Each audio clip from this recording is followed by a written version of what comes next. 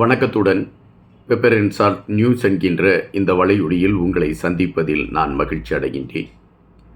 வைத்தியர் அர்ஜுனா அவர்கள் நாடாளுமன்றத்தில் பேசக்கூடிய விடயங்கள் எதையுமே வெளியே நேரடியாக ஒலிபரப்பு செய்யப்படுவதில்லை என்று நாடாளுமன்ற குழு சபாநாயகர்கள் சார்பில் அறிவிக்கப்பட்டிருக்கக்கூடிய விடயத்தின் அடிப்படையில் இந்த தடை விதிக்கப்பட்டிருக்கிறது என்கின்ற செய்தி வருகின்றன. அதே வேளையில் வைத்தியர் அர்ஜுனா அவர்கள் ஒரு அறிவிப்பை தன்னுடைய முகநூல் பக்கத்திலே அறிவித்திருக்கின்றார். அந்த அறிவிப்பில் வைத்தியர் அர்ஜுனா குறிப்பிட்டிருக்கக்கூடிய விடயம் என்ன? எதற்காக வைத்தியர் அர்ஜுனா தன் மீது தொடர்ச்சியாக வருகின்ற எதிர்ப்புகளை எதிர்கொள்ள வேண்டிய ஒரு இக்கட்டான நிலைக்கு தள்ளப்படுகிறார்? இதன் பின்னணியில் இருக்கக்கூடிய அரசியல் என்ன? இவைகளை குறித்த செய்திகளோடு இந்த காணொளிக்குள் நாம் பயணிக்கலாம். எங்களுடைய இந்த வலையொலியை பகிர்ந்தளிக்காத நண்பர்கள் பகிர்ந்தளித்தால் நாங்கள் வெளியிடக்கூடிய காணொளிகள் உங்களை வந்து அடைவதற்கான ஒரு களத்தை எட்டும். வைத்தியர் அர்ஜுனா அவர்கள் அரசியல் களத்தில் இறங்கிய மறு நிமிடத்தில் இருந்தே விமர்சனங்களை சந்தித்து கொண்டிருக்கக்கூடிய ஒரு மனிதராகவே இருக்கின்றார். நீங்கள் பார்ப்பீர்கள் என்றால் தமிழர் தாயகத்தில் இப்பொழுது கடுமையான விமர்சனங்களை சந்தித்து கொண்டிருக்கக்கூடிய ஒரே தலைவராக வைத்தியர் அர்ஜுனா மட்டும்தான் இருக்கின்றார். வைத்தியர் அர்ஜுனா அவர்கள் நாடாளுமன்றத்தில் சில விடயங்களை குறித்து பேசினார்.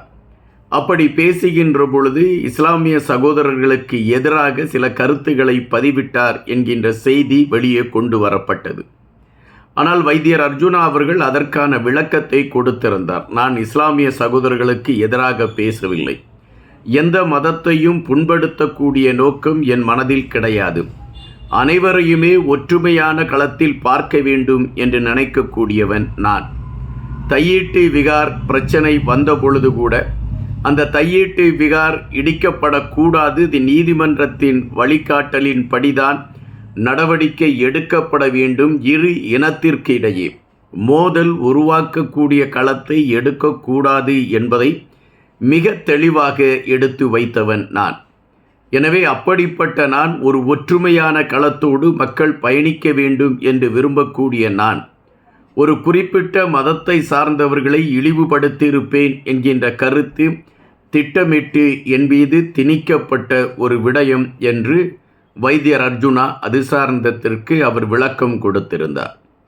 இந்த விளக்கத்தை அவர் ஒரு இடத்தில் கொடுக்கவில்லை, பல இடங்களில் இந்த விளக்கத்தை மையப்படுத்தி கொடுத்து இருந்தார். ஆனால் தற்பொழுது நாடாளுமன்றத்தில் வைத்தியர் அர்ஜுனா 8 நாட்களுக்கு அவர் பேசுவது எதையும் வெளியே நேரடியாக ஒலிபரப்பு செய்யக்கூடாது என்று சபாநாயகர் இப்பொழுது ஒரு தடையை விதித்திருக்கின்றார். இந்த தடைக்கு எதிராக வைத்தியர் அர்ஜுனா அவர்களை சார்ந்தவர்கள் நீதிமன்றத்திற்கு செல்ல முயற்சி எடுத்திருக்கிறார்கள் என்கின்ற செய்திகள் வருகின்றன. நீதிமன்றத்தில் தன் மீது இருக்கக்கூடிய தடையை முறியடிப்பதற்கான களத்தை வைத்தியர் அர்ஜுனா எடுப்பதற்கான முயற்சிகளை செய்து கொண்டிருக்கின்றார்.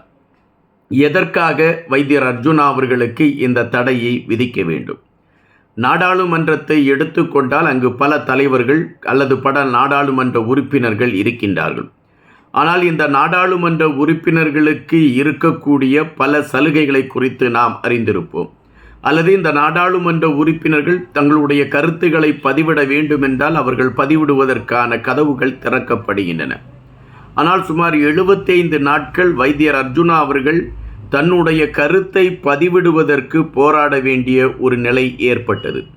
எனவே இதற்காக அவர் பல முயற்சிகளை எடுத்தார், பல கருத்துக்களை பதிவிட்டார். என்னை பேசுவதற்கு அனுமதியுங்கள், நான் மக்கள் சார்ந்த விடயங்களை குறித்து பேச வேண்டியது இருக்கிறது என்று அவர் தெரிவித்தார். அதுபோல எதிர்க்கட்சி தலைவரிடம் கடிதத்தை கொண்டு போய் கொடுத்தார். எனக்கு 75 நாட்களாக பேசுவதற்கான வாய்ப்புகள் கொடுக்கப்படவில்லை என்பதை மையப்படுத்தி அந்த கடிதத்தை கொடுத்தார். அந்த கடிதத்திற்காவது ஒரு தீர்வு கிட்டுமா என்றால் அது கூட கிடைக்காத ஒரு களம்தான் நீடித்து கொண்டு இருந்தன. இந்த சூழலில்தான் வைத்தியர் அர்ஜுனா அவர்கள் மக்கள் சார்ந்த தனக்கு நேரம் கிடைத்த ஒவ்வொரு நிமிடமும் மக்கள் சார்ந்த விடயங்களை மையப்படுத்திய கருத்துக்களை நாடாளுமன்றத்தில் எடுத்து வைத்து கொண்டிருந்தார். வைத்தியர் அர்ஜுனா எழுந்திரித்து பேச ஆரம்பித்து விட்டாலே அந்த சுற்றி இருக்கக்கூடிய எதிரணியை சார்ந்தவர்கள் ஒரு ஆட்டம் காணக்கூடிய நிலைப்பாட்டிலே நாடாளுமன்றத்தில் அமர்ந்திருந்தார்கள் என்பதை நாம் பார்க்க வேண்டியதாக இருக்கின்றது.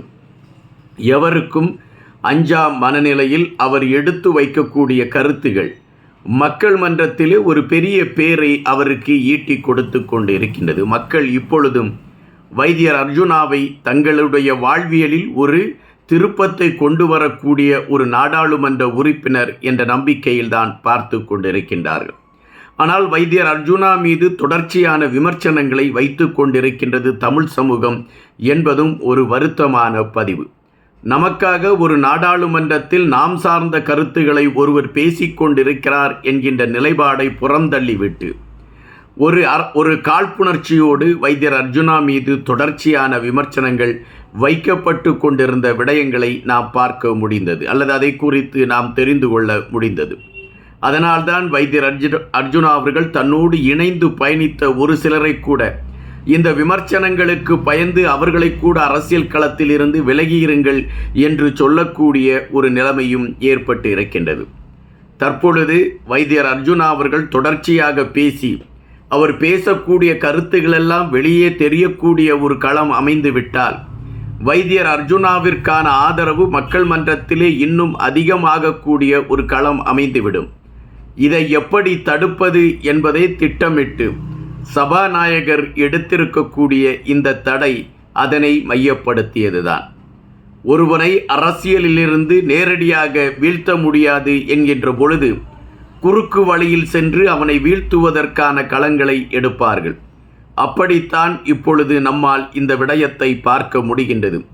வைத்தியர் அர்ஜுனாவிற்கு எதிராக இவர்கள் எடுத்துக்கொண்டிருக்கக்கூடிய இந்த நடவடிக்கைகள் வைத்தியர் அர்ஜுனாவை ஒவ்வொரு ஊடகங்களிலும் பேசக்கூடிய களங்களாக மாற்றிக்கொண்டு இருக்கிறது என்பதுதான் நிஜம். முகநூலில் வைத்தியர் அர்ஜுனா வெளியிட்டிருக்கக்கூடிய தகவல் என்ன? வைத்தியர் அர்ஜுனா அவர்கள் அதிலே ஒரு விடயத்தை மிக தெளிவாக பதிவிட்டிருக்கின்றார். நாம் ஒரு அரசியல்வாதியை விமர்சிக்கலாம், அல்லது அந்த அரசியல்வாதி செய்யக்கூடிய செயல்பாடுகளை விமர்சிக்கலாம். ஆனால் நான் அரசியல்வாதியை விமர்சிக்கிறேன் என்கின்ற கோணத்தில் அந்த அரசியல்வாதியோடு பயணித்து கொண்டிருக்கக்கூடியவர்களை விமர்சிப்பதும், தனிப்பட்ட முறையில் இல்லாத அல்லது இதுவரை நடைபெறாத செய்திகளை முன்னிலைப்படுத்தி பேசுவதும் ஒரு வருத்தமான களமாக அமையும் என்பதை நாம் இங்கு பதிவு செய்ய வேண்டியதாக இருக்கின்றது. வைத்தியர் அர்ஜுனாவிற்கு எதிராகவும் அதுபோன்ற களங்கள் தான் அரங்கேறிக் கொண்டு இருக்கின்றன. எனவேதான் வைத்தியர் அர்ஜுனா அவர்கள் இப்பொழுது ஒரு விடயத்தை மிக தெளிவாக பதிவிட்டிருக்கின்றார். அதாவது வலையொலி நடத்தக்கூடியவர்கள் அல்லது இணையதளத்தில் பதிவிட்டிருக்கக்கூடியவர்கள், ஒரு நாள் உங்களுக்கு நான் அவகாசம் தருகின்றேன். நீங்கள் இதற்கு முன்பு நான் செய்யாத அல்லது என்னை குறித்து அறியாது நீங்களாகவே இட்டுக்கட்டி எடுத்து சொன்ன பல பொய்கள் இருக்கின்றன. அந்த பொய்களுக்காக நீங்கள் ஒரு நாள் அவகாசம் தருகிறேன். நீங்கள் மன்னிப்பு கேட்டுவிட்டால் அந்த பிரச்சனை அத்தோடு முடிந்துவிடும்.